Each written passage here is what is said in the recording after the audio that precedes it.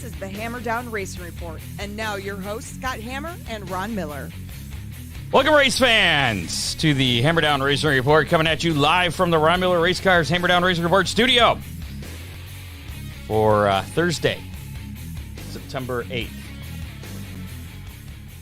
How can it be September 8th already, I don't know. Scott? Show number 247. We should do something special for show number 250. You think? It's like in 3 weeks. Ooh. We'll come up with something. All right, we'll come up with something. Coming at you. Maybe we'll have our first guest on or something. Who was our first guest? Chrissy? I don't know. Maybe. I don't even remember. Dave, who was our first guest? Let us know. Coming at you live on Is that Facebook, kind of like Alexa? YouTube, and Twitter. Yes. Yeah. Dave, add hot dogs to the shopping list. Thank you. Once again, the Best of Toledo deals going on with Toledo City Paper, taking nominations. If you haven't nominated us, we would appreciate a nomination. Why not? Dave says yes, it was Chrissy. All right. That's what I thought. So if you want to head over to, I think it's still pinned on our Facebook page. I might not have pinned it. You might have to scroll down a little bit, but there's a link to it. Or you go to ToledoCityPaper.com and go to Best of... I have some of the, he's got hot dogs in the freezer. See, he's like Alexa. Not what the hell was I saying? Oh, just click on the Best of Toledo, go to the media category, and scroll down to podcast, and you can. And then scroll back up just a little ways to Ryan. To Ryan Weekman for a favorite meteorologist. There you go. Speaking of which, we will have our weekend weather pit stop with Ryan Weekman in a little bit. We have another Ryan on the way a little bit later.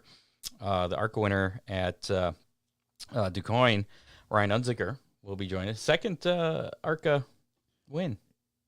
We had him on last time, yeah. Yeah. Second time he's won. Second time he'll be on the show. And before that, we'll be speaking with Jared Horstman, winner over there at Attica on Friday night, the final. I'm sorry, Saturday night. NRA final race. And champion. Yeah. So we'll be talking to him.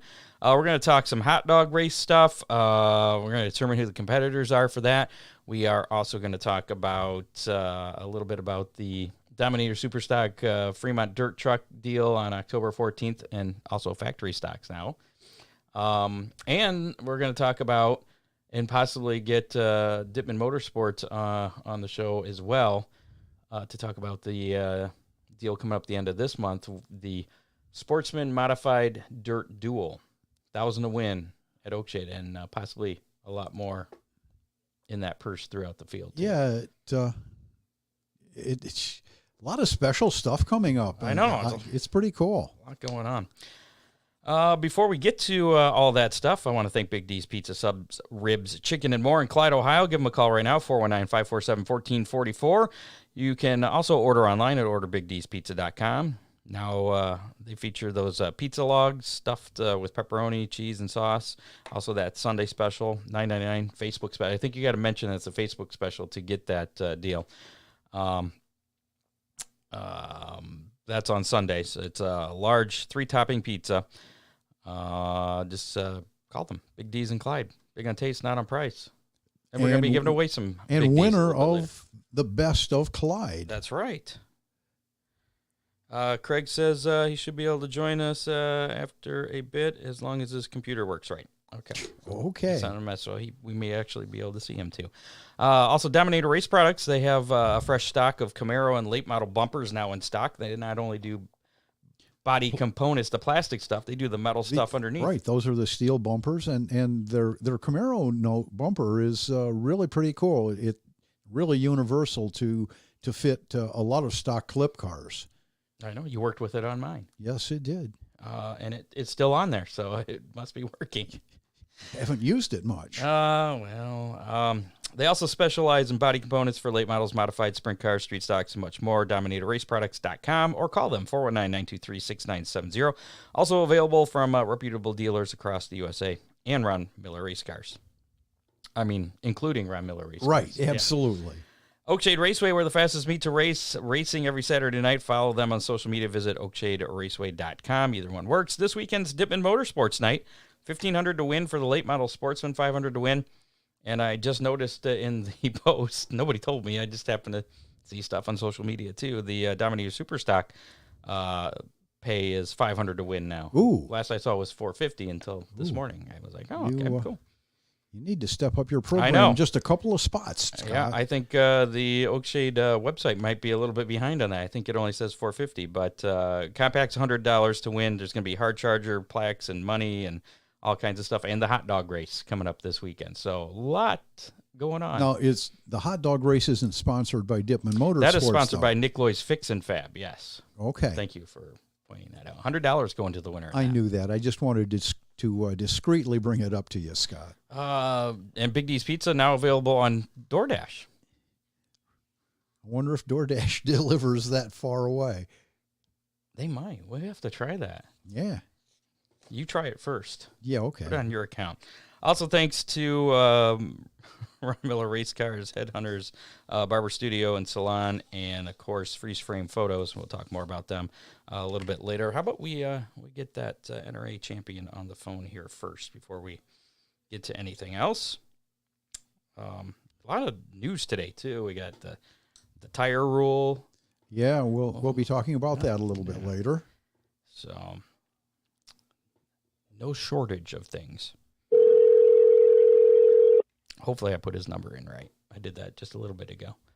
We'll find out. Hello? Hi, is this Jared?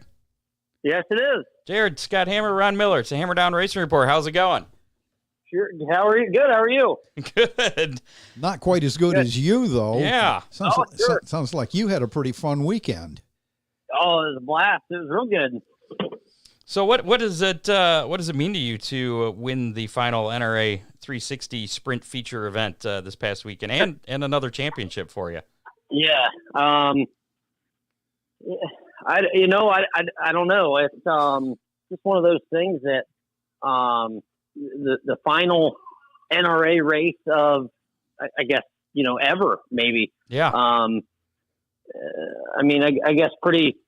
Maybe historical, quote unquote, maybe. But I guess I don't see the NRA possibly coming back at all. So to win the final race and the final championship, I guess that is pretty cool. The last name on the list and the of all the champions, through the NRA series and the Sprint Bandits and. Goes back to them that really established from Limeland, but just really cool. I mean, this is championship number 6 with the NRA. I not that I'm trying to set a record or anything, but that's got to be up there in the win column. But it's I don't know, words can't hardly explain it. How do you feel about the merger now with the GLS, the Great Lake Super Sprint Series? You've run some races with them as well. Yeah. I tell you, it's nice that NRA was in our backyard, especially calling Limeland home.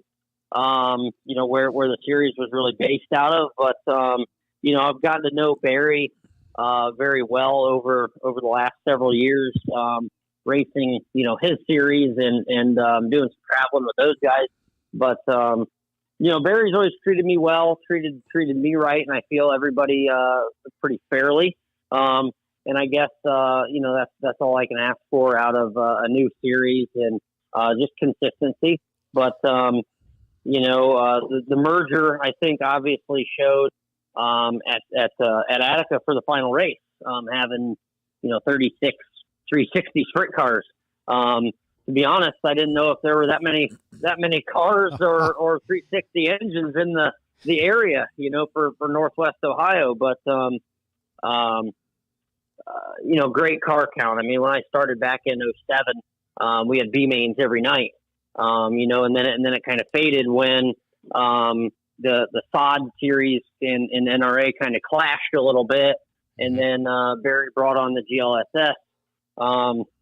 now, great car count up there, and the purses have picked up. So I feel like maybe that should draw some more cars, maybe out of the 305 ranks and move up to the 360s. But hoping to continue to build on the series, as this continues to go.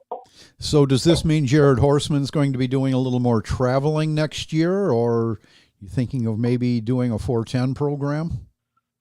I mean, we always have fun traveling, and we like to travel. We're as mom and pop team as you can get. I mean, we've got great sponsors and great, backing from that standpoint. But at some point, you kind of got to draw the line with travel. I mean, I'm got a wife and 3 kids, and my oldest in kindergarten this year. She's starting school sports and doing that kind of thing. But we love to travel. We also talked about just going to race and not racing for any more championships. But that fund, series fund, points fund at the end of the year is a nice offload at the end of in the off season, So I don't know, hard to tell. To be honest, it'll probably be 360 stuff.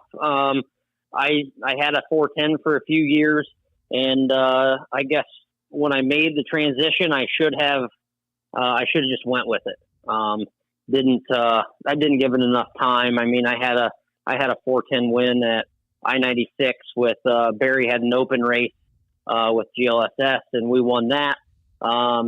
Had some more good showings in my own car and in several other cars. For people I drove for. Hard telling. If anything else like that'll pop up, but you probably won't see a 410 in any of my cars. But unless somebody's given me one. So it's fun, just a whole different animal. Just like I said, if since we had a 410, I should have just sold all the 360s and kept racing 410s. Well, last I talked to Barry, it sounded like he was going to kind of have 2 different divisions, a north and a south. Right. So I'm assuming that the south might be a regular show at Lima Land again next year. Have you heard got any insight into that, or? I did hear Lima is committing to the same 9 shows that they had committed to this year with Ron, but I haven't heard much else outside of a north and a south. There was also talk about a traveling tour, which would just basically be the tri-state area, but that was between him and I don't know how far that went. So, I can't say much else on that. So it's pretty obvious that the 360 program is strong and could be getting stronger. Like I said, the merger, same owner for both. Like I said, as long as things continue, for people and teams to be treated fairly. I think, and you got to have tech. There was a few races where neither series had tech. I feel like, we got to make sure that there's just some checks and balances, based on tech. I mean, I'm not saying people are just out, running 400s or 410s with us, or they'd just be blistering us every week. But just to keep people honest, I mean, if you're not checking, then there's always that possibility. Now you got feature wins at a lot of different tracks. What would you consider your biggest feature win of your career? Oh man, that's a good question. I don't know about my biggest. I'll give you a couple big highlights. Eldora was big back in, I believe, I think it was 18 or 19 right before COVID. I know we didn't race there in 2020, so had to be about 18 or 19. It's just a feature win there. I've been racing since 2007 and got my first feature win there in, 11 years later or so. So that was a highlight. I love Oshweekend Speedway with, up in Canada. And I've got a couple night before the Nationals feature wins up there. But not any one in particular stands out. I mean, definitely the Eldora one, but over probably most of the others. Just winning features in general. I mean, everybody asks where my favorite racetrack is. It doesn't matter what my favorite racetrack is. It's just if we're winning, and that's my favorite racetrack for the week. That makes sense. I'm assuming Limeland's got to be a favorite, since you got wins there. You got the King of the Quarter Mile deal. How many times have you won that? I believe this year was my third one. Okay. So I mean, yes, Lima's a favorite, but again, at Lima, I think it took 7 years to get a feature win there. So it was just competition was tough and getting started, and a lot of these guys are doing this for 10, 15 plus years when I'm getting into it. So Lima's definitely a favorite, being close to home and always being competitive there.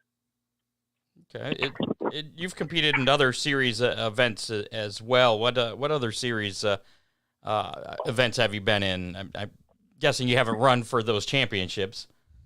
No. We've been up to New York, Pennsylvania, racing with the ESS and the Patriot Tour, Patriot Sprint Tour. Ran up there a few years back. Also down to I-75 with the USCS. I ran ECM Speedway in Alabama. So, a little, and also out to Knoxville for the 360 Nationals. I've been out there a few times. That place is neat, probably another favorite, but definitely got some homework to do before we go back out there. Did you ever get to run Millstream Speedway? I did. Okay. Actually, I had a feature win at Millstream. So that was for whatever reason, I like 3/8 mile racetracks. I always seem to be competitive, and actually, I believe in the Dave Bumgardner 38 car a few years ago. We were running like fourth with the All-Stars, and I popped a left rear tire with 2 to go and ended up ninth. So, I mean, still not bad. No. Like I said, we've been strong in a 410. Just never took the time to really stick with it, because I think Lima was so close to home. And 410 racing took more funds that just at the time we probably didn't have. Gotcha. So are you done racing then for the season? Or do you got any more races you plan to hit before the end of the year? Well, that was something that we had talked about. I don't know. I'd like to do some more, obviously. But whether time permits, we wanted to go the Ready Mix Sprint Invaders in Illinois and Iowa.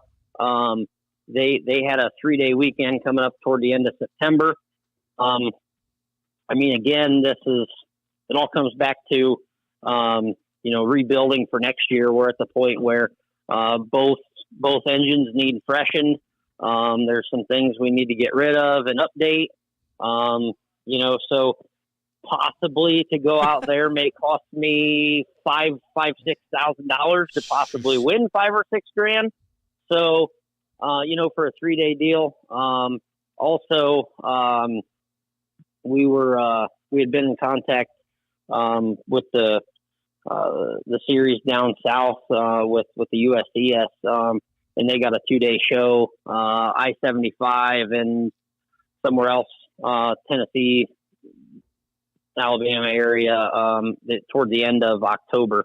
But then we're talking harvest season, and we're farmers, so that may get into that time a little bit. That was, I think, the vaguest "yes, we're done for the season," most likely answer that I've ever heard. Yeah, Jared, yeah, I believe. Jared, how did you get into racing? Where did you start? Man, I was 6, 7 years old. My dad and I, we went over to Cridersville Speedway to watch go-kart races, and he says, "Jared, is that something you think you'd like to do?" And so Dad never raced. My dad's dad never raced. I don't know why we got into racing, but yeah, that was something I thought I'd be interested in. So we that same summer, about 5, 6 years old, we had gotten a racing go-kart, and we got a kind of a pasture field that's now got a race shop sitting on it. And we had a go-kart track, and Dad would race me with the four-wheeler, and I would race the go-kart, and I'd have to maneuver to get around him and pass him, right? So next year just kind of took off racing karts, and I raced karts until I was 14. Raced go-karts, and then ran a mini sprint at the age of 14 up until I was 17. And at 17, the big sprint car. So, just followed the ranks, and been having a lot of fun doing it. And everybody asks if one of the girls are going to get in a race car, and I tell them no. No. I've been doing this, and I've had a lot of fun doing it. There's probably a lot of things through my childhood and, younger years, growing up and through high school that I probably missed. But who knows? Something may change where these girls think they got to do it, but their mom was a heck of a volleyball player, and maybe we'll see them go that way. But, racing's a tough deal and a tough way of life to make it unless you got a big back. And, I went all the way to, the point of getting my ARCA license. Went out to Rockingham, North Carolina. Really? Back in, I think I'd only been in sprint cars for 6, 7 years. So probably back in roughly 14 or 15. And, with Dylan, Randy, is it Hillenberg? Andy Hillenberg? Andy Hillenberg. Andy Hillenberg. There you go. He put on an ARCA or ARCA class, and I went out there, got my ARCA license, and the talk was, Jared, do you or Andy, what's it take to get an ARCA car for a season? And me at 22 years old or whatever, I'm this is going to be awesome. And it come to the point where it's going to take, we got to bring $300,000 to the table. At 22 years old, I don't realize what $300,000 is, and Dad looks at me and just says, "It ain't happening." Yeah, and that was back when $300,000 was a lot of money. Yeah, right. So it was Jared. It ain't possible. We're refinancing the house, refinancing the farm, all on a chance, and there's been a lot of, I'm not knocking the guys that race sprint cars for a living, because those guys are good. I just hope that they can make enough money and discipline themselves to save some money, because there's going to come a day where they're going to want to retire. And, yeah, absolutely.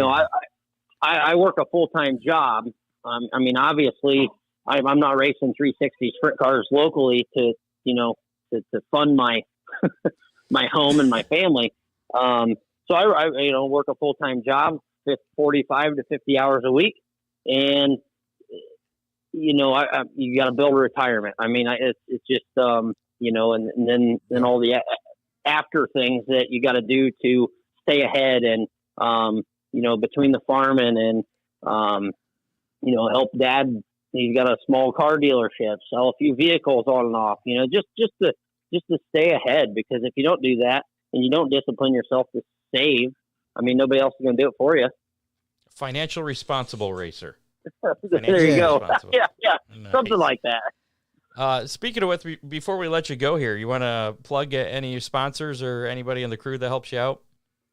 For sure. I definitely got to give a big shout out to my wife and girls for everything they put up with, because it's a busy, hectic summer.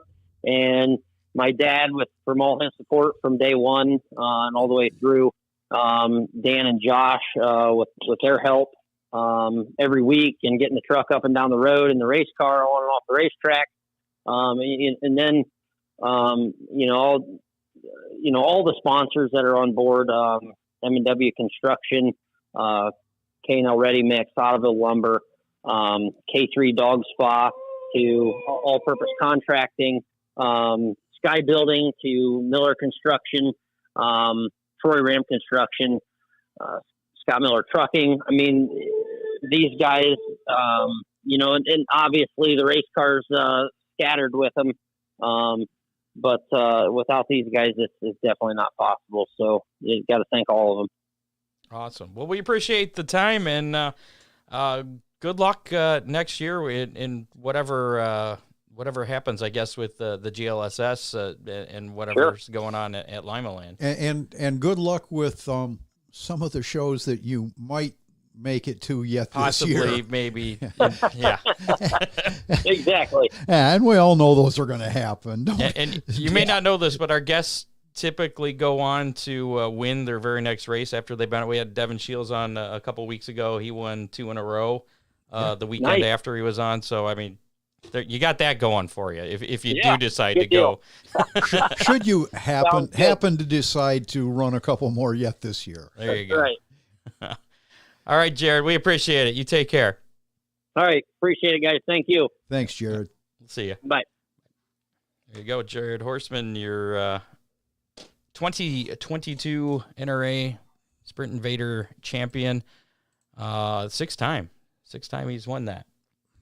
So, I mean, he mentioned something about those sprint car drivers that race for a living. They have to be pretty good. I'd say six-time champion is pretty good. Yeah. Especially if you've only been racing those cars since, what, did you say, 07? Right. Yeah. It takes a commitment, Scott. And there's a lot of people that are just unwilling to do that. Is that what my problem is? Yeah. Must be. Ryan Unzicker on the way in about 11 minutes or so. We'll get to that. Before we do that, we have the list of possible competitors for the hot dog race we're going to have at Oakshade Raceway, where we're going to have a tricycle. You're going to ride tricycle about 100 feet to the start-finish line. Right. Get off your bike, get out, eat, or your tricycle, I should say. Get off of that, climb through the wall. We'll have a hot dog and a carbonated beverage on a picnic table behind the flag stand. Eat that. Once you've completed that, you get back on your bike and go another 100 yards or 100 feet, whatever. It's approximate. And whoever is first to do that will get $100 from Nickloy's Fix and Fab. We have 6 people that have signed up previously. I'll open it up if there's anybody else here within the next half hour or so that wants to throw their name in the hat. Let's see. How about, I don't know. Put hot dog in the comments. And the requirement is you have to have competed at Oakshade in one of the 4 classes this year, or we'll have a car that you're going to be competing at on Saturday night. Right. If it's going to be your first time. So basically, drivers, it's limited to drivers. It has to be a driver. Any class, though. Absolutely. At Oakshade. So, again, if you have not gotten in on that, and I can go through the names here who we have so far. Bubba Kundick, John Young, Ryan Clare, Steve Miller, Jaden Blykamp, and Chris Rutan. So at least I don't think we have any Sportsman drivers that are interested there. So that represents 3 different classes at least. So we'll leave that open until we actually spin the wheel. How's that? Now, how many tricycles are committed already? Because that's been a problem. Right now, we only have 2. Pam's having some dishes. She's trying to get a bigger tricycle, and she's having difficulty finding more. She's got 2 locked in. So what we're going to do is basically we're going to draw 6 names, and you're going to be assigned a number. So number 1, you're guaranteed in. You're the first one in. Number 2, you're guaranteed to because we have 2 bikes. Number 3, if we get a 3rd bike, you will be in. Number 4, if we get a 4th bike, you'll be in. Or should something happen where 1, 2, or 3 is unable to compete, that'll move you up into the competition. Right. Am I making sense? Yeah, sort of. It's like a prioritization. No. And it'll be based on the number of bikes as to how many number of bikes we actually end up with as to how many will actually compete. The people aren't necessarily donating the bikes; they're just loaning them. They can be lended, but loaning them to the track we can't for the night. guarantee the condition they'll go back in. Yeah. But make sure to get with Pam though before you commit. Pam Hendrickson, if you need to information, get a hold of her, get a hold of me, and I can do that because we were trying to get the bikes the tricycles to be similar, so that not one person has a advantage. Racing Roundup, and again, we'll be doing that a little bit later on the show. I don't want to go too long tonight because I kind of like to watch some of the Eldora action tonight as well. Right. Which I believe starts at 8. No, real quick on the tricycles. These are regular tricycles, not big wheels or... As far as I know, yes. Okay. As far as I know. I'm just trying to help with the donation process. Gotcha. Racing Roundup from this past weekend, Tim Schaefer won the AFCS 410 feature event Friday night at Attica Raceway Park. Ryan Missler picked up his 2nd late model win of the season. Paul Weaver was the AFCS 305 winner. That was his 68th career 305 win. On Saturday night was the Attica Ambush, 2 nights of racing there this past weekend. Saturday night, Corey Eliason was the AFCS 410 winner. Jared Horstman, who we're just speaking with, winner of the GLSS NRA 360 sprint event, and Matt Foose picked up the AFCS 305 win. It was his 3rd win of the season. Flat Rock Speedway, Dennis Wisman Jr. won the school bus figure 8 and the boat figure 8 race. Greg Stude won the street stock A main. Billy Early won the regular figure 8. Dale Buttery won the factory stock. It was his 1st win ever. Tim Cronenwet won the stock car flagpole race. Dave Lambert won the figure 8 flagpole race, and then I guess they pitted the 2 of those guys up against each other, and Lambert won that in a 4-lap flagpole race. Well, okay. And I guess the place was absolutely sold out. Packed, Yeah. Sold out, turning people away. Yeah. Rusty Schlenk was the winner at Oakshade Raceway on Saturday night in the late models. Pretty good race there. That race went caution-free. Right. Carter Murday, Carter Murday was the Sportsman winner. Colin Schilt picked up another Dominator Superstock win, and Corey Gum won in the compacts. Eldora Speedway was scheduled for action on Sunday night, but 3 inches of rain canceled the Baltus Classic. That was originally scheduled for Sunday, so that didn't happen. Wednesday did happen. That was the makeup of the Dirt Late Model Dream, I guess you could say, where they had 14 laps in. So they had 86 laps that they completed, and it looked like, who was it? The 44. Can't think of his name now. He was leading most of the race, and then had spark some kind of ignition issue, and then Brandon Overton overtook the lead there in the late restart and picked up his 3rd Dirt Late Model Dream in a row. Crazy. And looked good doing it. Yeah, it was a pretty good race. World of Outlaw Case Construction late models were at Smoky Mountain Speedway for the Smoky Mountain Showdown Friday. Jimmy Owens picked up the win there. Livonia Speedway on Saturday was postponed due to rain, and officials are working on a new date for that. World of Outlaw NOS Energy Drink Sprint Cars were at the Skagit Nationals at Skagit Speedway. Skagit. They were pronouncing it Skagit. I prefer Skagit. I think that sounds cooler, but yeah, whatever. Thursday night, Logan Schuchart picked up the win. Friday night, it was Sheldon Hodenshield, and Dave Gravel picked up the final event Saturday night for the Skagit Nationals. We'll do both. Grays Harbor Raceway Monday, they were in action in Washington, still over there on the the other coast, Carson Macedo, picking up the win on Monday. Lucas Oil Late Model Dirt Series, Saturday's River Days Rumble at Portsmouth Raceway Park, and Sunday's Hillbilly 100 at Tyler County Speedway were both rained out. The Hillbilly 100 is now scheduled to be run Thursday, the 29th of September is the makeup date for that. The Tezos All-Star Circuit of Champions were in action at Sharon Speedway. Brent Marks picking up the win on Friday night in the Sharon Nationals, and Cap Henry picking up the win Saturday. Local boy does good. ARCA Menard Series in action, and we'll be speaking to the winner here shortly. The Rust-Oleum Automotive finishes 100 at DuQuoin State Fairgrounds, scheduled for Sunday afternoon. Rain postponed to Monday, and then Ryan Unzicker picking up the win, his second ARCA win in his career. So we'll be talking to him about that momentarily. Scott McLaughlin won the Grand Prix of Portland on Sunday afternoon for the NTT IndyCar Series, and in Cup action, Eric Jones, the 43 car, took the checkered flag in the Cookout Southern 500 at Darlington Raceway.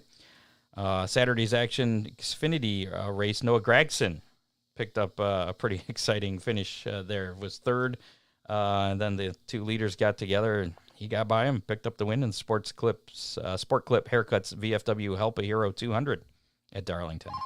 So pretty cool deal there. And right on time, I believe that's going to be Mr. Ryan Unzicker. Hammer Down Racing Report.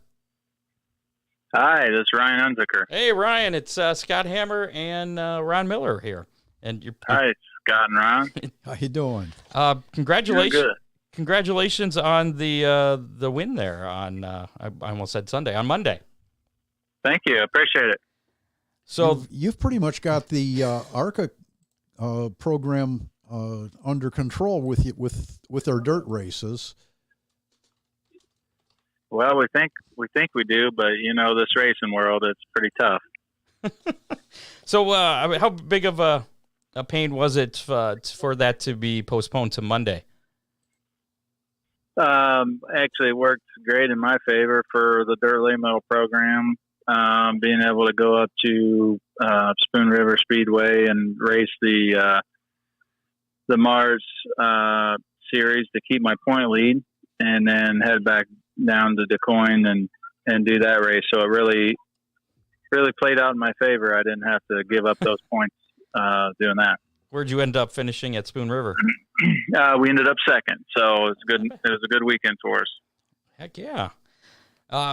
So you went from 20th to 4th in 4 laps in that race. I mean, I guess they lined up based on points, and since you don't race regularly, that kind of put you behind the 8 ball a little bit. But I mean, why it only took you 4 laps to get up in the top 5? Yeah, well. Yeah, typically in a normal event, it's obviously going to take a lot longer to do that, but the track was definitely characteristic because of all the rain they had. And I think, pretty much everybody was really fighting for the bottom. And my plan was to be patient because I knew the track was going to be rough and I didn't want to tear stuff up. But I don't know, everybody kind of fought for the bottom, and I could just tell they were really slowing up, and I just, I don't know, I guess decided to go around the outside of them and hammer down. So it was a good decision for us. We moved up there quick to get out of some of the mess, but we definitely got to give credit to the car as well. It was really good that day. Ryan, as a racer, I've got to ask you, have you ever planned a race out in your head and then the green flag dropped and you did something entirely uncharacteristic? 100%. Yeah, 100%. I kind of That's thought pretty so. much what happened. The two owners of the team, after the race, they pretty much said that to me. They said, "Hey, what happened to laying back for 5 or 10 laps to let it hang?" What happened to our plan? Well, But all in all, it worked out in our favor and everything's good. But definitely racing throws you a lot of curveballs, and that was probably pretty much one of them right there. You got to be ready to take advantage of those curveballs. Yeah, I mean, honestly, on a regular track of normal circumstances, you couldn't do what I was doing, playing playing away out there on the outside line, but you know, just those circumstances of being rough and the conditions that we had to deal with, it was in our favor. I know the ARCA tracks, when they run the ARCA cars on the dirt, the tracks are normally pretty hard and black. So I suppose that you had a bit of an advantage when you jumped to the outside. For sure. For sure. It was just like the deal with Springfield. You know, the Springfield race or Springfield track was pretty much the same as DuQuoin. They got a bunch of rain, and that's how we made a lot of hay there at Springfield, was getting onto the outside and going on the track to where nobody else was willing to do. And obviously, I think the dirt experience or the dirt late model experience, I'd give my credit to that pretty much, being able to trust myself, trust my car, and the capability of it to go to the outside like that. Now, did you know they were going to shorten the race to just 75 laps? I mean, did you know there was weather in the area, and did that give you a little bit more urgency to get out front? Well, so, you know, we knew there was rain in the area, just as well as, you know, Springfield we knew that the concert was coming. So, we had to move fast. We had to act fast, but, be honest with you, I think it was good for the series to call it, early, probably really at both places, obviously at DuQuoin because of the rain, but, the track was just really demanding and rough. And, obviously those cars, are not, really built for that situation. So, it was a good thing, you know, that the rain came and we didn't tear up any more equipment. To be politically correct, they weren't rough. They just had a lot of character. Correct. Yeah, there's not much you can do when you get all that rain. You know, it's just everything's really spongy and exactly. Just not much people can do. So Bob Sargent and his gang does a great job no matter where they go, and just tickled to death and happy to get the actual race in. So. It was a pretty special moment for Hendren Motorsports and Bill Hendren wanting to retire, and me as myself just trying to get him his last win there. So I was going to ask you about that. How special was that of a moment there after the race? I mean, just emotional. He's been doing it for a long time. It was emotional for me, just being the person to be able to do that for him. A lot of people in his team, you know, don't want to quit, but it's his time. You know, he feels it, he sees it. He's been doing it a long time. He's old and, you know, ready to pass it on to somebody else. So, yeah, it was great. It was a memory that I probably won't never forget. Will we see Ryan Unzicker in a dirt race in ARCA again? If you have my way, yes. I'm trying. You know, I've talked to a few people saying that, hey, I'm interested in still continuing, but you know, all in all, it takes a little bit of money, and I don't know, you got to have the right people behind you. So we're talking to a few people to maybe help us out, trying to get us back out there again. It's something that I would like to continue because I feel like that, you know, I'm in my prime of being able to compete with them. You know, I'm finally getting to feel the car that I want, and I feel comfortable. And that's the biggest challenge for a race car driver, is to feel confident and comfortable. Absolutely. How would you feel about running a whole season in ARCA, running the asphalt as well? I would pull the trigger in a heartbeat if I could. I would for sure. You know, back in, I think it was 2002, we ran the whole series with that same team, Hendren Motorsports, and we did the American Speed Association. Bill's team wasn't new to auto racing, but they were new to ASA, the American Speed Association. It was totally different cars than they were used to. They chose me as their driver, back then, and my experience was very limited. I mean, just a couple of years into the racing business, and I didn't know what the heck I was doing. So if I had that opportunity again, it would be really, really awesome. But again, sadly, that type of racing takes way too much money and a lot of money, and you got to have a big corporate sponsor, and you know, it would never happen without something like that. And you're not 16 anymore. It seems as I'm that's a definitely big. not 16. It seems like that's a big draw with any of the touring series anymore. Oh yeah. Yeah, for sure. I mean, ARCA is definitely built for the breeding ground of the young, up and coming, and I think it's very cool that through the years I've been able to race with some of those guys that pressed on through the ranks and made it. You know, I guess I wish I would have been able to do that years and years ago, but it wasn't my place. It wasn't my time. And, you know, we're happy to where we are with our dirt late model program, and was happy to run for Bill those 2 races for many years, and very satisfied with being a 2-time ARCA champion, just dabbling in it 2 times a year. So it feels good. How does this latest win compare to that Springfield Mile win a couple of years ago?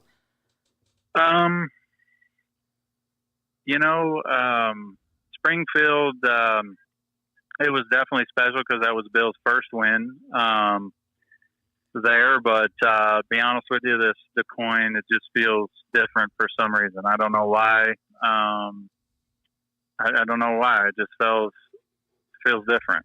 Okay. I don't know if it's because it's you know, to prove people that I didn't get lucky the one time, or if it was just to if it was Bill's last ride. You know, I don't know. I can't really explain why it feels so much better, but it does feel better. Gotcha. Ron was asking me earlier why you aren't at Eldora this weekend. Well, our team, that's a great question. It's a great question. Great question. I had talked it over with my team. We were really wanting to go out this year. We haven't been out there for a few years now. And to be honest with you, it takes a lot to go out there. I mean, you got 106 drivers. We are actually leading the points for that Mars Dirt Late Model Series. I only have 1 Dirt Late Model right now. I only have 2 motors.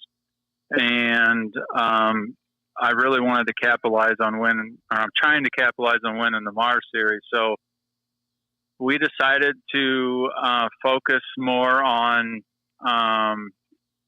getting the Mars Championship under our belt, and just be around home with our family for the weekend. I feel like we've been on the road and on a go situation, and we just need a little bit of home time.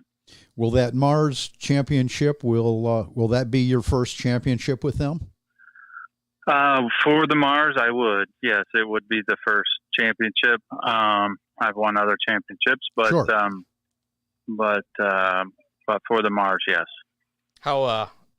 When's the Mars season wrap up? So we've got there's 3 races left. There is one the following weekend. I believe it's the 17th at Spoon River Speedway, and then there's the last 2 in October.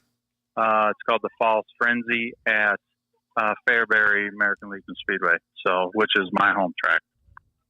So no problem. You got this all wrapped up. I hope so. We just got to keep the car in good shape. We run good there. We just need to, like any race, we got to keep the nose and fenders all together and not hit anything. How comfortable is your lead in the Mars Series? We have 28-point lead over second. So it's still tight. Yeah. Still tight. Well, nerve-wracking. The next race I saw on your calendar is at Fairbury on the 13th. Is that's still accurate?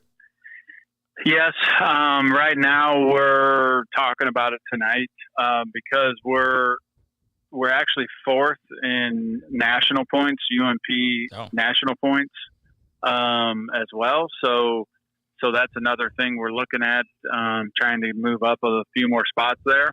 So we are trying to decide tonight if we want to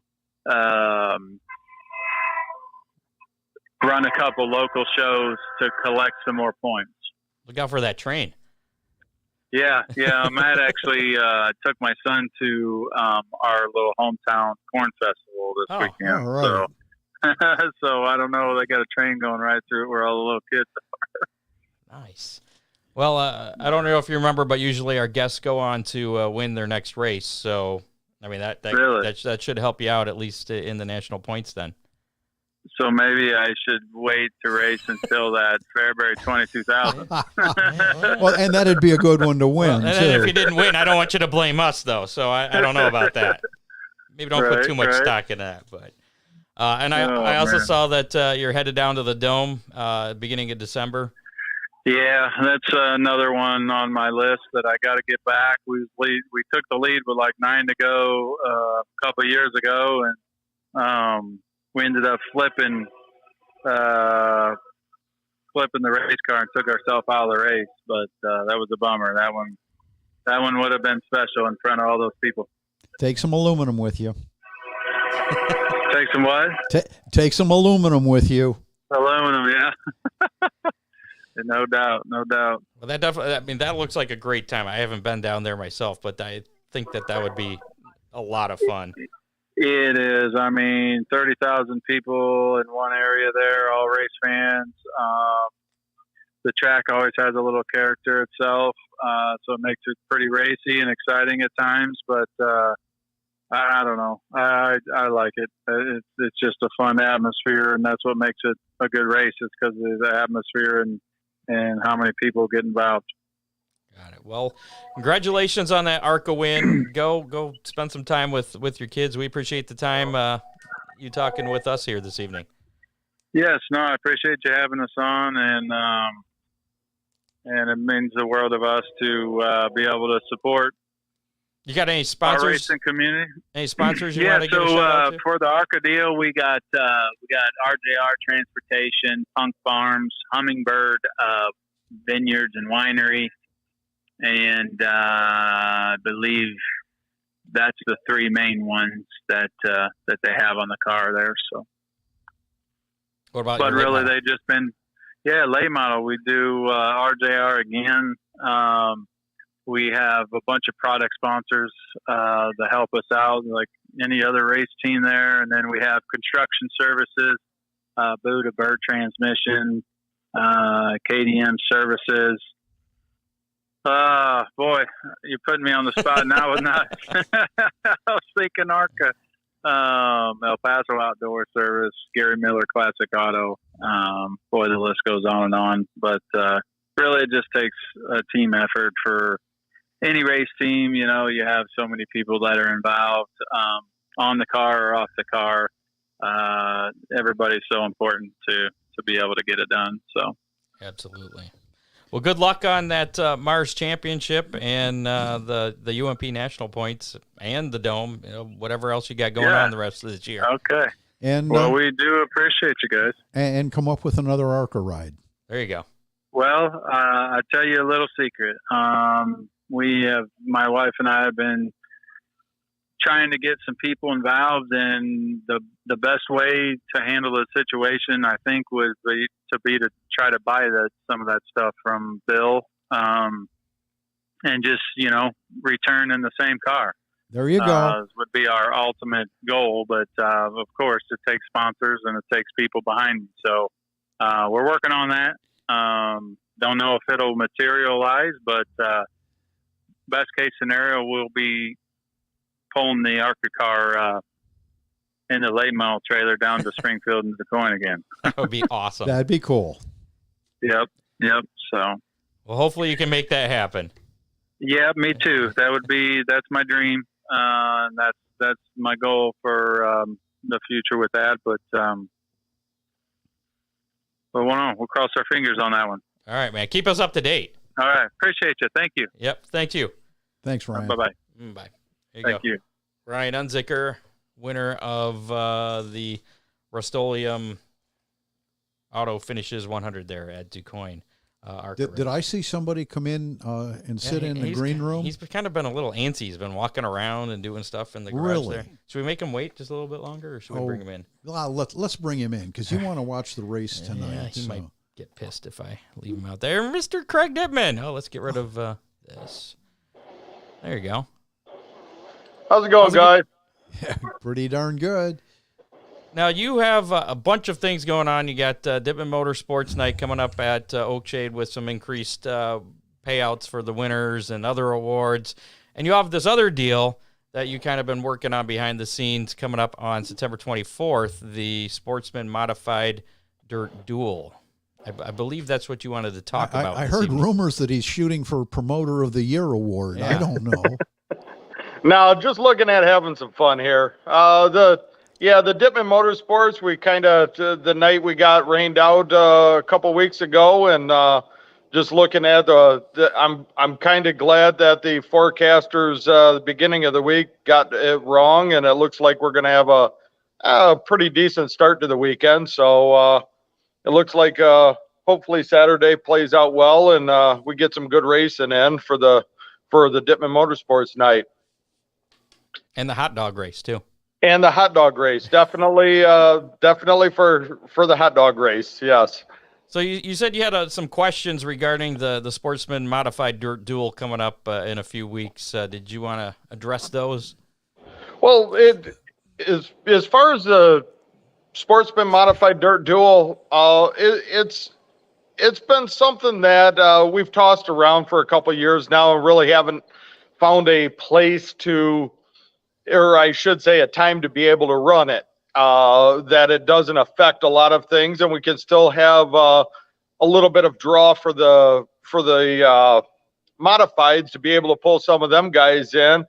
I started running a modified back a few years ago, and it kind of originated back when we had the ethanol modifieds there, and really saw that the two nights that the Sportsman and the modifieds ran the same night, they were one night the modifieds were a tick quicker, and one night the Sportsmans were. So that's kind of where just finding a time to be able to get the modifieds on the track over at Oakshade and be able to just have a little bit of fun with it and stir a little bit of stuff up to where everybody has their idea who's faster.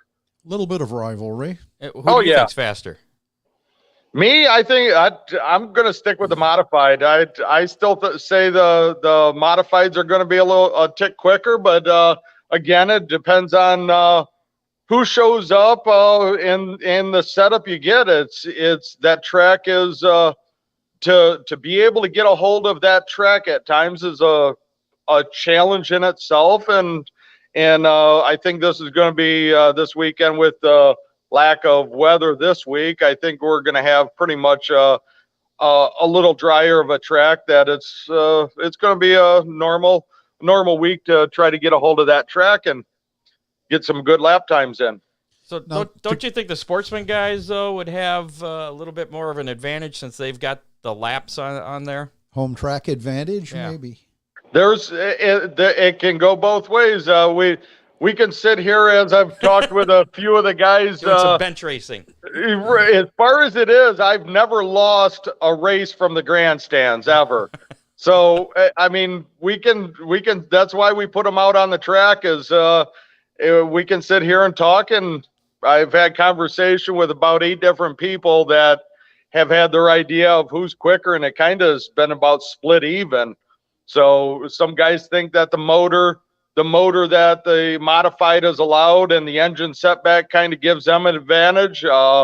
Me personally, it really equalizes out with the Sportsman being able to have the aero package with the late model style front end and the open tires.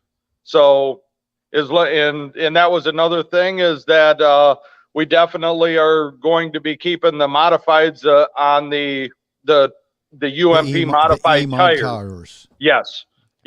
Yeah, they'll be because Pam and Chrissy, I did talk with them, and they did say that they've spoke with Sam Driggers, and it will be because of the format and everything, as long as they stay on the UMP tire, it actually becomes a UMP modified point night.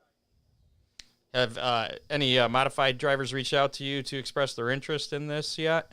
Oh, I've talked with a handful of them. I know that I know Butler will be done. That's kind of where we were going with a little bit of the schedule. I know Butler has done the week before, so there's been some talk on the social media concerning the some of the guys up at Butler. I have been talking with a handful of the guys that I raced down with at Lima and Montpelier that we're trying to entice them up.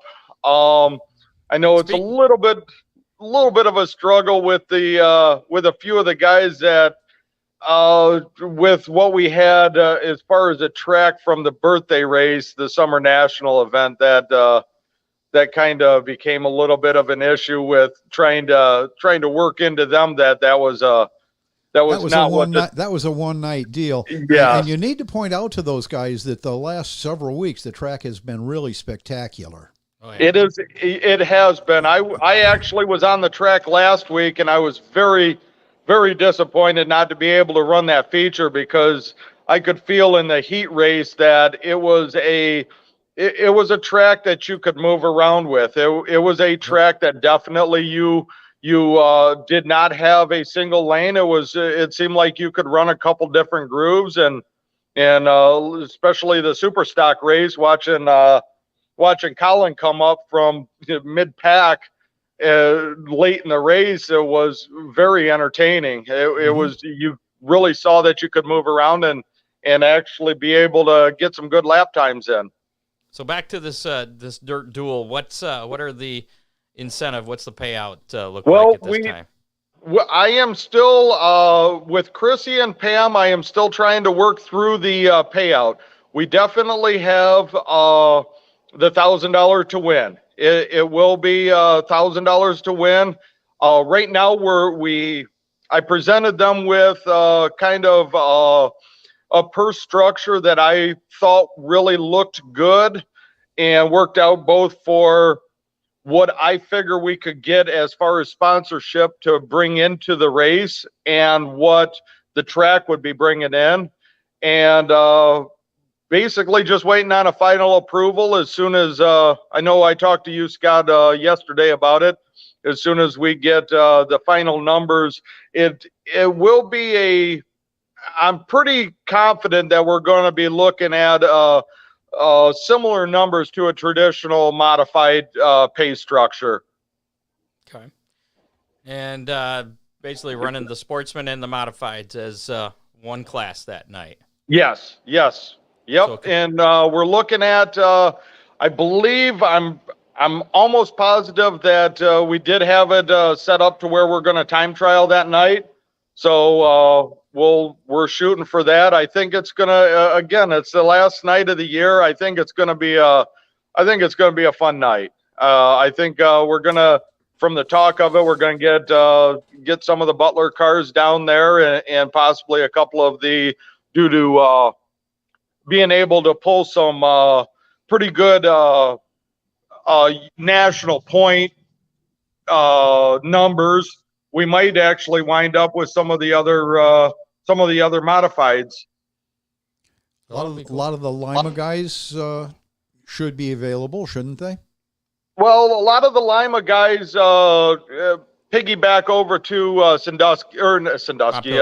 Montpelier for the Saturday shows. Yeah, so we do have a few. I know that the points over at Montpelier don't lock the guys in real hard over there. So I do know that a few of them do move around a little bit for the Saturday night shows. So we're working on it. Like I said, the biggest thing I think after seeing some of the talk on the social media is coming up and actually getting the purse structure down and actually answering some of the questions as far as the purse goes.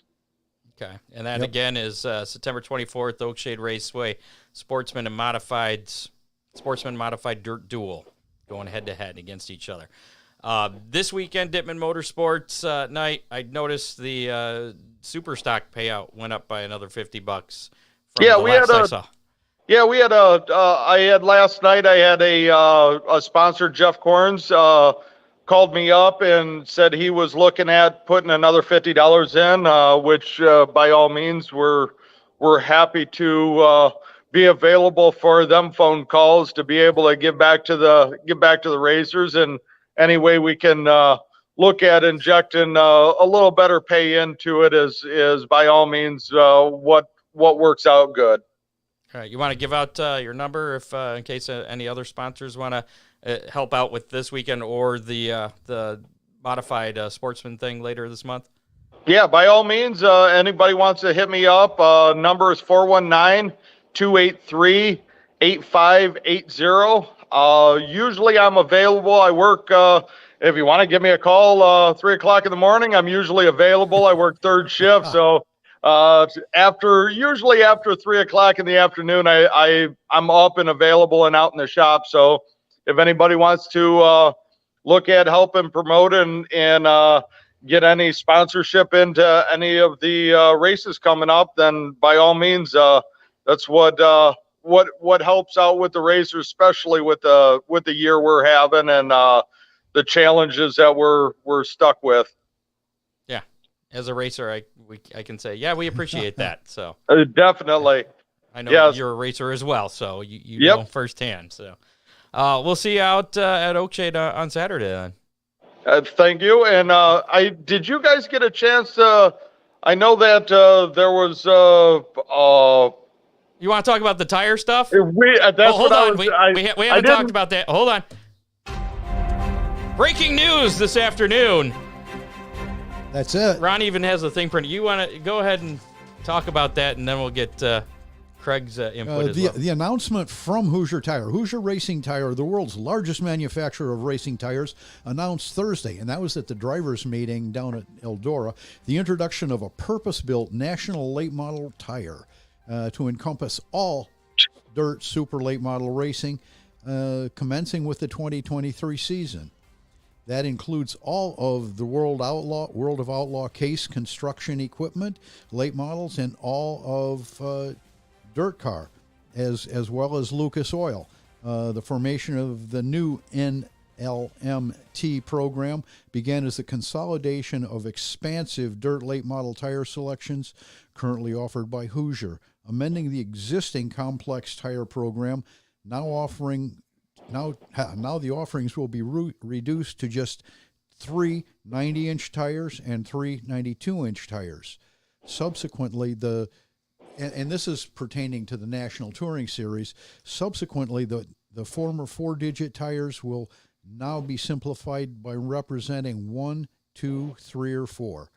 And it also says that the tire is designed as a no groove, no sight program to be the only super dirt late model tire offered by Hoosier. So what that means, I guess, is from what I saw, is that the retail price is supposed to come down on those. They haven't announced what the prices are going to be, and take away a lot of the choices and different selections. What's your input on that, Mr. Hoosier tire dealer Craig Dittman?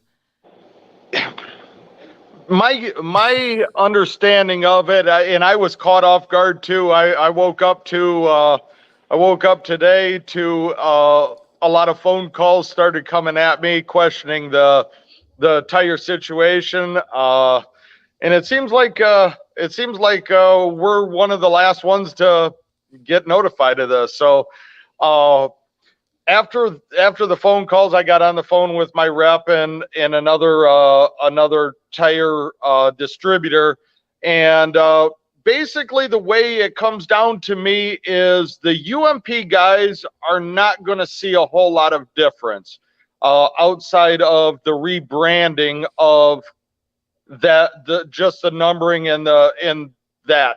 As far as it is, my understanding is the big push is to get rid of the open comp, the 4-digit numbers. is the big push, and simplify it down to where we can raise a UMP race and still be able to go over and run a Lucas Oil show, and then be able to come down to Eldora and be able to run the Johnny Appleseed, and not have this whole, are they going to have tires at the track? 26 tires. Yes. 26 variations is what is currently available to the Lucas and World of Outlaw guys.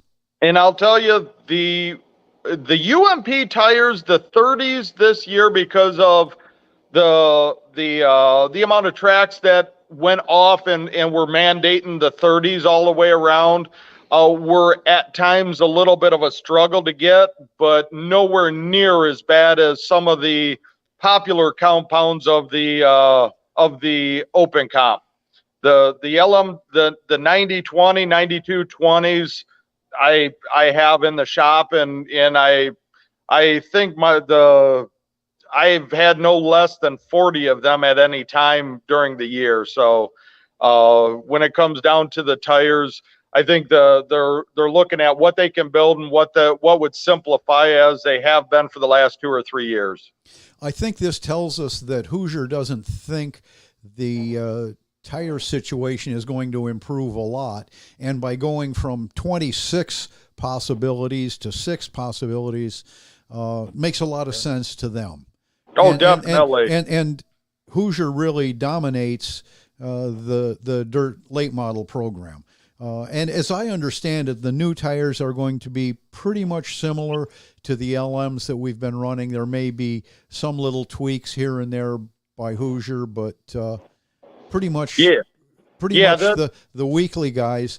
And the other thing that I understand, and I think you mentioned it too, Craig, is that most of the weekly Hoosier tracks are going to give you a choice of 2 tires among the 4 compounds.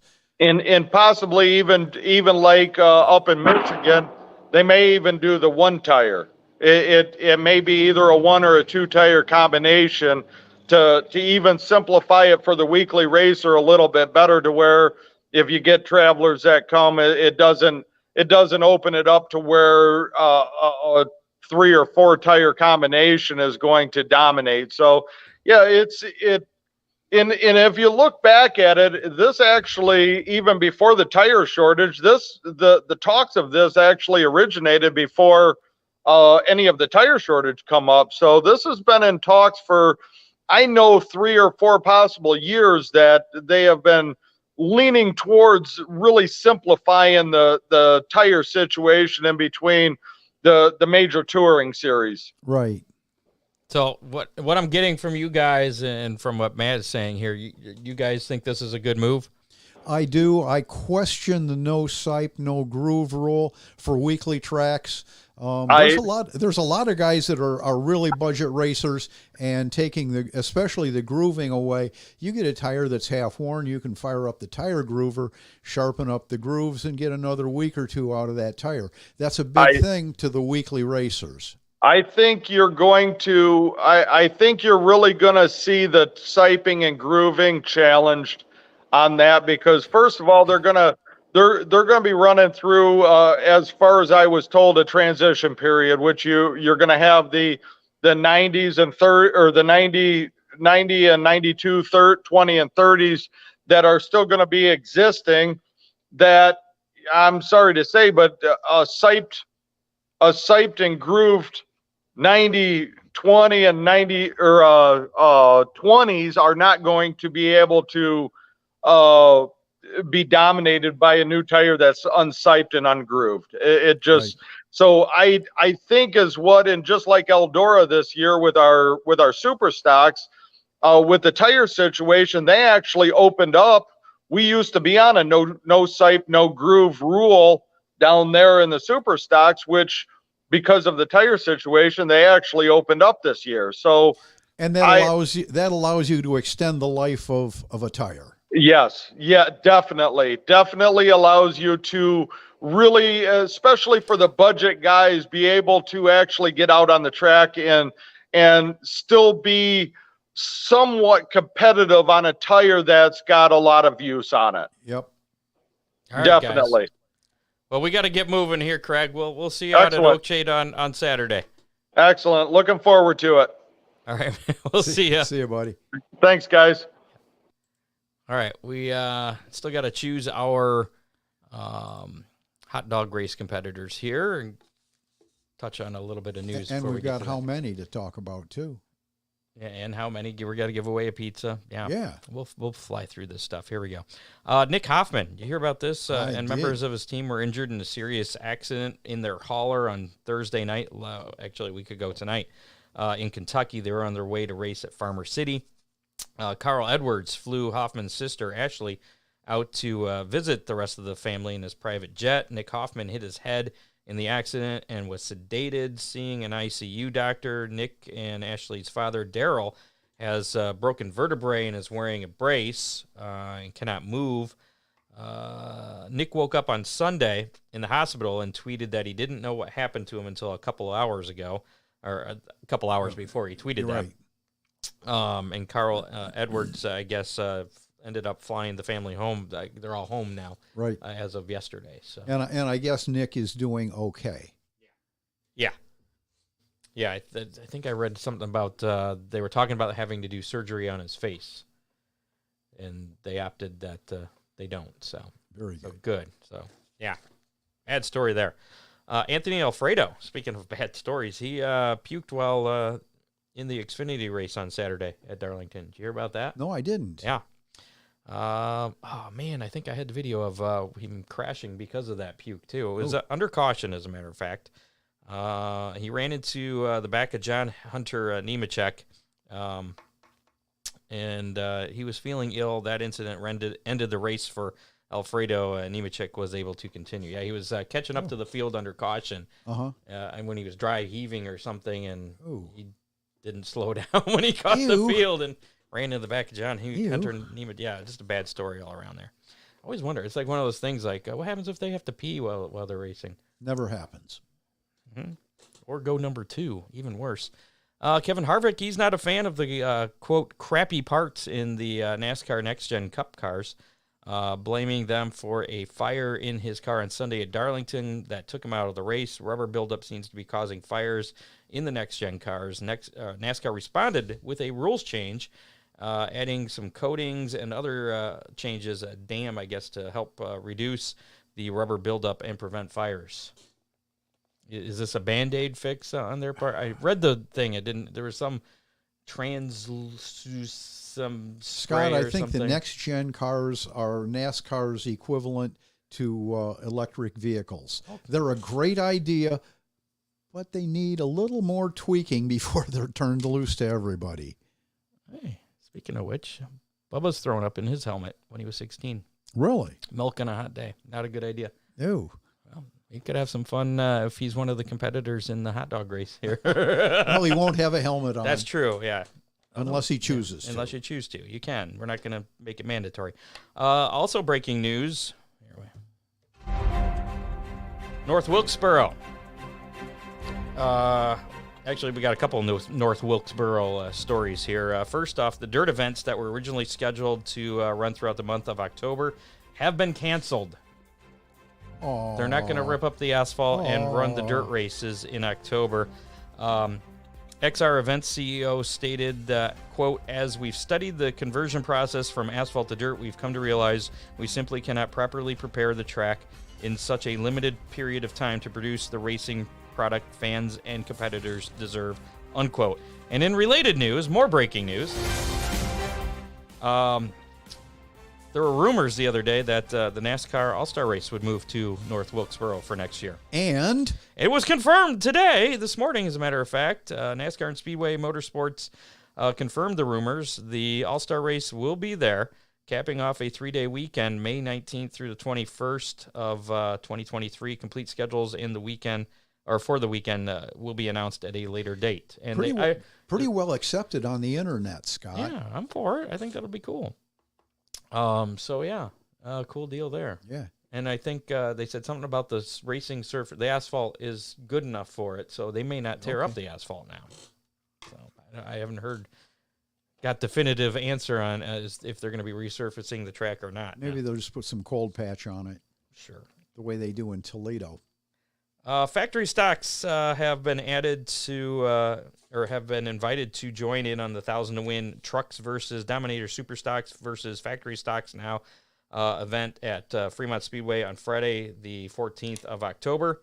Additional bonuses, including $100 to the highest finishing pavement car, a $100 bonus to a feature-winning dirt car, $200 bonus if the feature winner is a dirt truck, and a $57 bonus coming from Scott Warner, as a matter of fact. Really? That's where he got the 57 from this morning, to the highest finishing super stock outside of the top 20 and is not a past champion.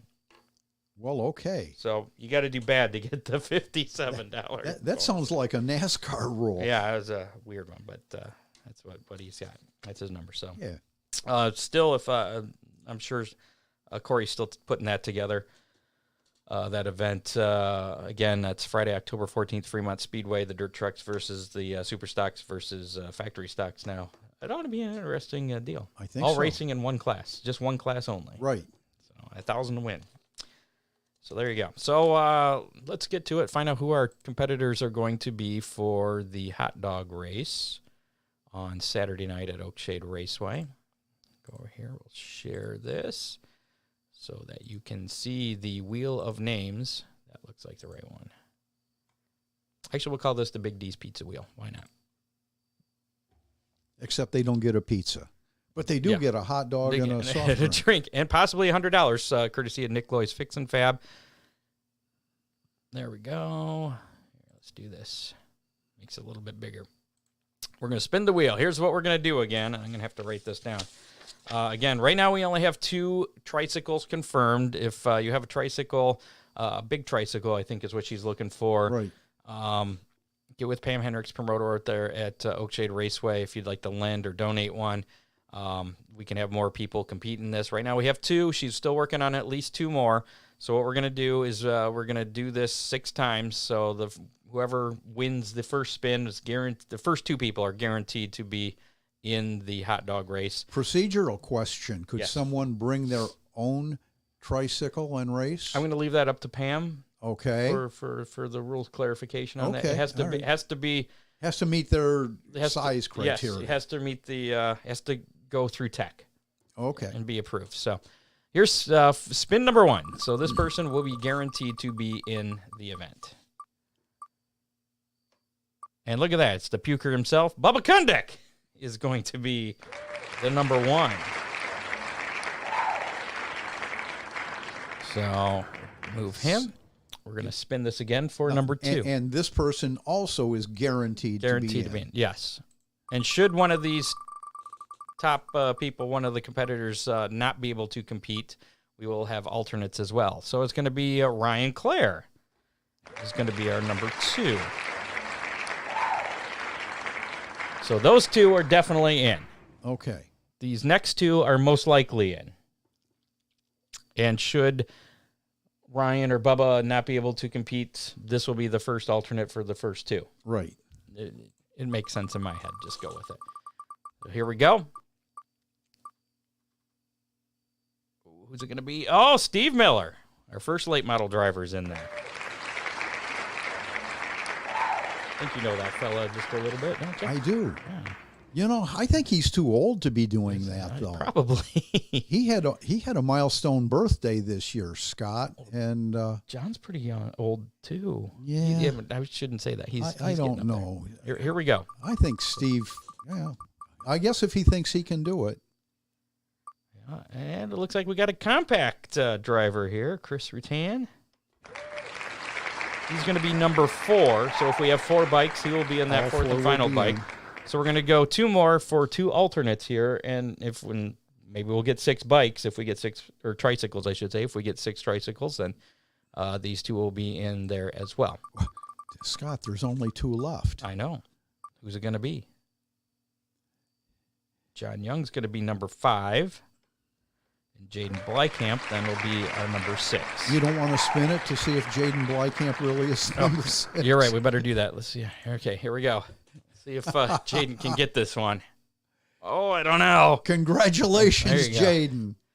So there we go with that.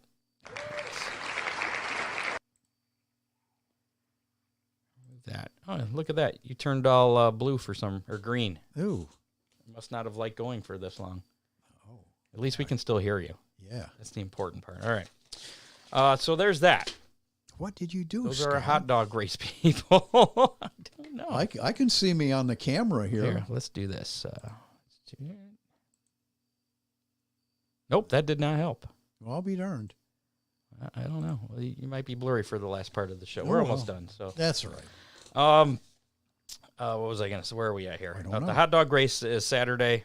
Oakshade Raceway. We'll do that right before intermission. We'll go through all the rules again. We'll get a hold of everybody tomorrow once we know how many bikes we have. It might be Saturday morning and let you know where to go and what to do. So. And we'll get an update maybe if someone brings their own. Sure. Just let me know or pay them. Preferably pay them. How about we do how many? Yeah. Get to the Big D's Racing Pizza menu for the weekend and our weekend weather pit stop forecast, which is going to be pretty impressive. I'll be forever young, John Young says. I get it. It's very nice. So last week's how many AFCS 410 sprints were going to be at Attica on Saturday night? That number was 32. Ron, you picked 30. You were the show winner. You even beat Corey. I think he picked too high. Really? Yeah. Imagine that. Or too low. I think he went the other way. I don't remember. I'd have to look. But anyways, you picked 30. You were the winner. Our listener winner, we had another tie, so we're going to have to spin another Big D's pizza wheel. And one of these names crops up real often. Yeah, forever young. Probably not going to be that way, though, if you keep eating pizza. Good thing Big D's has many other choices. That's it. Other than just pizza, although you're winning a pizza. Oh, so we got a tie here. Among our top two, we have Doug Frost, who picked 33. John Young picked 31. That number was 32. So one above, one below. And he wants in Scott Warner. Oh. I'm not sure if he meant his son or not. But anyways, this is for the Big D's Pizza for this week for how many? Between Doug Frost and John Young. And it is both have won. And Doug Frost. I think Doug won last week, too. So Doug Frost again. 30 days to claim your pizza from Big D's Pizza. Congratulations once again. So your chance to win a Big D's Pizza, if you stuck with us this long, we're going to reward you with a pizza, courtesy of Big D's Pizza. This week's how many? And this one is another a math one again. Ooh. We're mathing it up a little bit. How many late models will be at Eldora Friday night? That's tomorrow night. Mm-hmm. And plus, I should say, how many late models will be at Oakshade on Saturday night? So how many late models will be competing Friday night at Eldora, the night before the main event for the World 100, and then how many will be at Oakshade on Saturday night competing at Dittman Motorsports night for the 1500 to win? 126. Okay, I think that's not bad. I'm going to go with 127. Of course you are. 127. So if you'd like a chance to win a Big D's Pizza, go ahead and put your guess in the comments of our Facebook Live or our YouTube Live. You have until...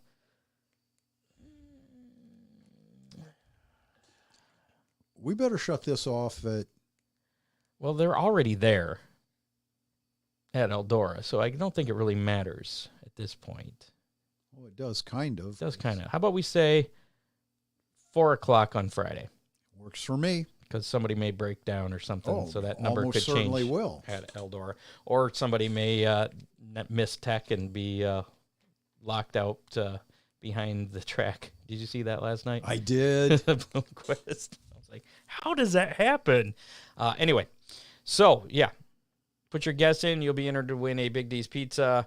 And whoever's closest will win that Big D's Pizza. If we get a tie, we'll spin the Big D's Pizza wheel once again. Race is coming up this weekend, tonight, as a matter of fact, the Late Model World 100, having two 10,000 to win Twin 25 features. That started at 8 o'clock, so we're going to get the hell out of here real quick. General admission was $34 for that. If you're there, you already know that. Attica Raceway Park tomorrow night. It's Kistler Racing Products, John Wright's Custom Chrome Plating, Mark Keegan Classic Season Championship Night. Woo! Yeah. That's a mouthful. AFCS 410s in action. That's $4,000 to win there. Late models paying $2,000 to win. AFCS 305 sprints, $1,000 to win. Gates 0105 racing at $745, and general admission's $18. There is a rain date of the 16th. What is that? That's the following Friday. Right. Following Friday night if they get rained, which isn't going to happen. Spoiler alert for the weekend weather pit stop. It's not going to get rained out. Also tomorrow night, late model World 100, $10,000 to win, twin 25s once again. Gates open at noon at Eldora, racing at 8 o'clock. General admission $34. Montpelier on Saturday, they are sticking with their summer hours. They were originally going to go to their spring and fall hours, which they were starting at 3:22. There, since the weather is supposed to be warm, they're sticking with their summer hours. So a 5-in-1 show with modified super stocks, 3 stocks, Hornets dirt track trucks. Gates open at 4:30, racing at 7:22. General admission $15. Oakshade Raceway, it's Dip and Motorsports night. Full show of dirt car UMP late models, $1,500 to win. Sportsman, $500 to win. Dominator super stocks, $500 to win. Compacts, $100 to win. Gates open at 4, racing at 7:15. General admission $14. Fremont Speedway, it's Ironworkers 55 night. They're back in action. They've been off for the past couple weeks because of the fair. It's also AFCS Championship night, final event for the AFCS. We had DuQuoin on last week talking about that.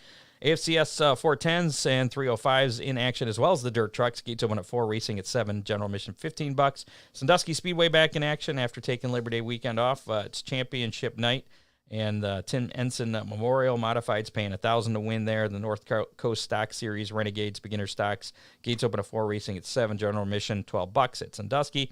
And finally, Eldora Speedway. It's the World 100 main event, $55,000 to win. Gates open at 12, racing at 7. General admission is $45 for that. Other series action this weekend, World of Outlaw, NOS Energy Drink Sprint Cars competing in the Gold Cup Race of Champions at Silver Dollar Speedway. That starts tonight and goes through Saturday over there in California, doing that West Coast swing. The Tezos All-Star Circuit of Champions are at Port Royal Speedway tonight through Saturday, as a matter of fact. In Pennsylvania, the ARCA Menard Series will be at Kansas Speedway. The Kansas 150 is what that is. That's Saturday night, 7 o'clock on MAV TV. NTT IndyCar Series wrapping up their season with the Firestone Grand Prix of Monterey. That'll be Sunday at 3 o'clock on NBC. NASCAR Cup Series in action with the Hollywood Casino 400 at Kansas City, 3 o'clock on USA Network on Sunday afternoon. NASCAR Xfinity Series also at Kansas Speedway for the Kansas Lottery 300. That's at 3 o'clock on Saturday on USA. And NASCAR Truck Series, also at Kansas Speedway, Kansas Lottery 200. That is at 7:30 tomorrow night on FS1. Now let's check out your weekend weather pit stop with Ryan Weekman, and it's not too bad of a... Here is your weekend weather pit stop forecast. I'm meteorologist Ryan Weekman for the races tonight down at Eldora. Fantastic September weather. Clear skies, no worries at all. Temperatures will be falling back down through the 60s. Tomorrow night, more of the same. Attica and Eldora. Phenomenal September weather for your Friday evening races. Saturday gets a little more interesting. I think most of the races will get through okay. Oakshade, Fremont, Sandusky, Eldora, Montpelier. If you have that WTOL 11 weather app, watch to the south of us. There's going to be rain crossing the Ohio River during the evenings. Again, more likely than not will be okay, but there will be scattered showers moving in, and more likely we'll see rain the second half of the weekends. Have some great races. I'm WTOL 11 meteorologist Ryan Weekman. So it sounds like if any track in our area needs to be a little concerned Saturday night, probably Eldora would be the first if it's moving up from the south. So hopefully they get that World 100 in, and all our Saturday night tracks get the shows in. So, yeah. That's going to do it for this edition of Hammer Down Racing Report. Thanks to associate producer Dave Kimmer, contributors Matt Swander, John Young, Doug Dock, Bob Stazak. No Hammer Down Hotline playback tonight. Oh, darn. No, sorry. So if you want that, visit hammerdownracingreport.com. You can get the number there for the Hammer Down Hotline if you want to text or leave a message. Do it anytime. Make sure to like us on Facebook, follow us on Twitter at Hammer Report, follow us on YouTube, listen to us on your favorite podcasting platform, including Apple Podcasts, Spotify, iHeartRadio. And, thanks again to our sponsors, Oakshade Raceway, Big D's Pizza, Ryan Miller Race Cars, Freeze Frame Photos, Dominator Race Products, Headhunters, Barber Studio, and Salon. Forgot to mention Freeze Frame. They're still promoting those calendars. Get those calendars together. Call Charlie at Freeze Frame Photos. He'll put together a custom calendar for you. Make some great gifts for Christmas coming up as well. That's 419-476-9978. 419-476-9978. Freeze Frame Photos. Special moments frozen in time. Thanks again to this week's guests, Jared Horstman, Ryan Unzicker, and Craig Dibman for joining us. An unexpected guest, in fact. So, I'm Scott Hammer. That's Ryan Miller. We're going to get the heck out of here and go watch some racing, I think. Don't forget to pop into Toledo City Paper and nominate us for... And you don't need to be from the Toledo area. You can be... From Australia. Yeah. ToledoCityPaper.com. If you can get to it, you can nominate us. Yep, please do. Thank you. See you next week. You have been listening to the Hammer Down Racing Report, available on demand on iTunes, Google Podcasts, Spotify, or your favorite podcasting platform.